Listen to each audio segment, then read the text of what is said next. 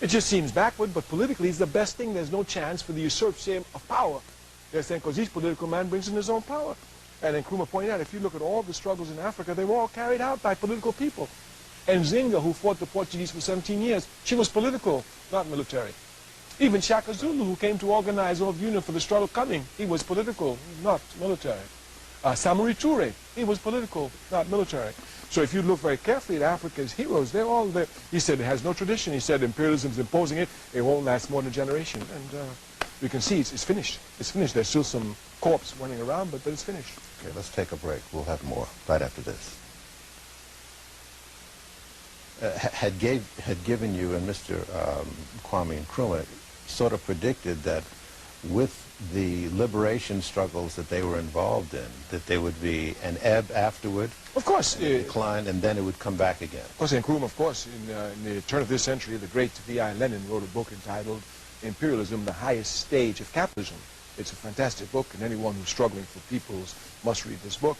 And Nkrumah wrote his book, and his book was called Neocolonialism, the Last Stage of Imperialism. And very few people, of course, paid attention to it because nobody pays attention to anything coming out of Africa. What can they tell us, especially about revolution? Even today, they dismiss Stokely Carmichael and Kwame Nkrumah as great thinkers because they were not, they're just Africans. But it's correct. And if you look at Africa, in Liberia, which represents, for those who don't know very much about Africa, a stable and democratic, the most stable and most democratic country in Africa, created by America. That country is destabilized today by American imperialism, because the military regimes are incapable of exploiting the people. So they now want to go destabilizing the entire African continent as if they're going to come back and show that we're incapable of ruling ourselves because, you can't do anything without the white man, etc., etc. Why all they're doing is pushing the level of political consciousness to a point of Pan-Africanism overnight. The youth in Africa speak of nothing but Pan-Africanism now. The continent must be unified. It's the only chance. What good is Liberia? What good is Sierra Leone against these powers? We must be. So even the reactionary elements want a unified Africa. Africa or socialist Africa. We don't struggle because the masses will vote for socialism. But that's the only dividing point now. A unified Africa is no longer a point of contestation. We're going to come back to Africa, but let's jump over on this side of the Atlantic. What's your assessment and analysis of the situation here? Are there parallels here between the uprisings of the 60s and now the period of decline, such as what you talked about in Africa? Okay, now I've never followed this theory of period of decline.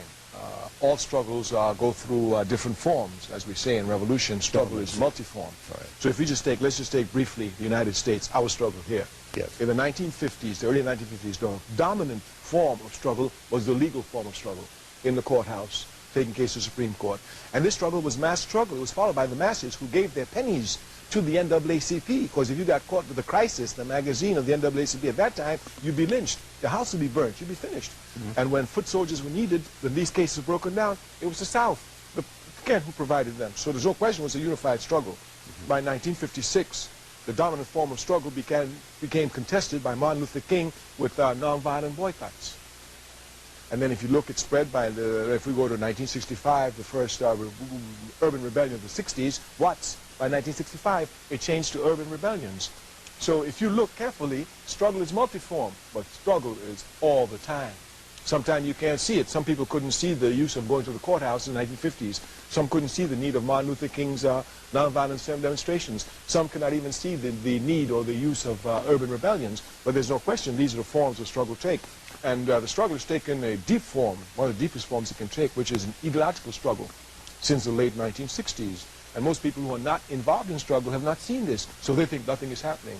But when about 6 years ago, if my memory serves correctly, when Jesse Jackson and some other people called a meeting and said, we must now call ourselves African Americans. Of course, I'll never use the term African American, I just use Africans. But when they said that, it showed the ideological struggle was coming, because as a people, we in this country, all of us will define our origins as different. Ask any of us, what are you? Well, I'm black. What are you? I'm black American. What are you? Well, I'm American. Well, what are you? Well, I'm human. Well, what are you? Well, I'm African American. What are you? Well, I'm African. Well, I'm Bilalian. If you listen to us, we have so many different names to call ourselves. Therefore, since we come from the same origins, we cannot be unified. Even in mythology, the people have to have a common origin for their mythology to hold them together. And we who have a common origin, unquestionable thanks to our color, if nothing else, are the first ones to find their differences. But this ideological struggle has been occurring with an intensity inside our community. over questions that have really been looping. When you just take the position our people has jumped on the question of Africa from the 1960s to 1990s, why even the Honorable Marcus Garvey, peace be upon his name for all the work he did for us, could imagine this jump. I mean, when you say in 1960s you went from Negro to black, you had a fight when you called him black. Well, you should have tried African.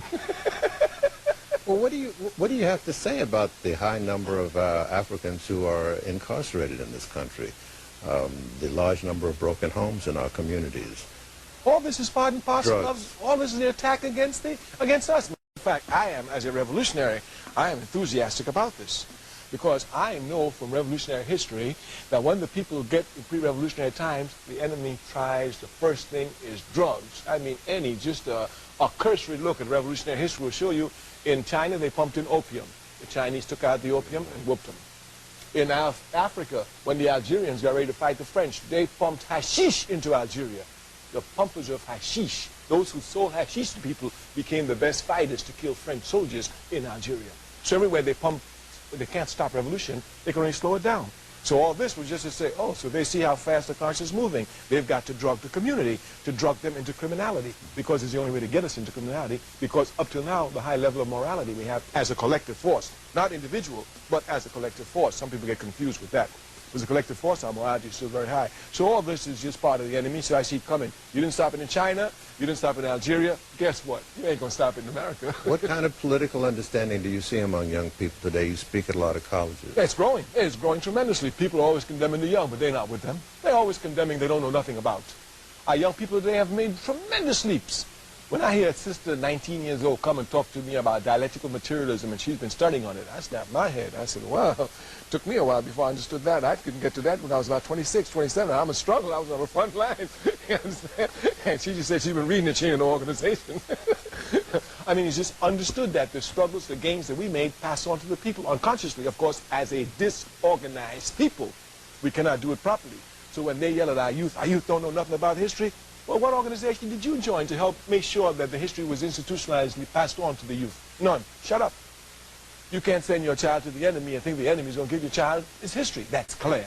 So since you've made no effort at all to come together with those who want to give their children proper education, proper history of what's going on, now that your children don't know the history, don't be screaming at the children. Okay, let's take another break, and when we come back, I would encourage you to speak up more forthrightly. Number of African men gathered in Washington, a million-man march. How did you read that? Oh, it was extremely positive. Hitler was fond of saying, and capitalism knows this well, you can tell a lie 1,000,000 times and the people will come to think it's true. We revolutionaries say, tell the truth a couple of times, you'll smash 1,000,000 lies. And that's just what the Million and More March did. If you will look very carefully, before that march, I mean, the capitalist media with all of its lies had it. We were just this, we were that, we didn't care about anything, we were just drug-filled, we were violence attacked, we were insecure, we couldn't have no faith in each other. I mean, just garbage. And then one day, all that was smashed. One day. Just starting with that. It showed the determination of the people. It once again showed that the African masses are the most instinctively revolutionary group in this country. No group in this country has passed us. After the March of 1963 with Dr. Martin Luther King, they did everything to pass us. They got up to about 500, 600,000. But up till now, no demonstration in this country has surpassed 1,000,000 and More March. So once again, we're in the forefront of protest in this country. It comes to send a clear message that these people who are willing to sacrifice this day, obviously they're willing to sacrifice more, so it gives a clear message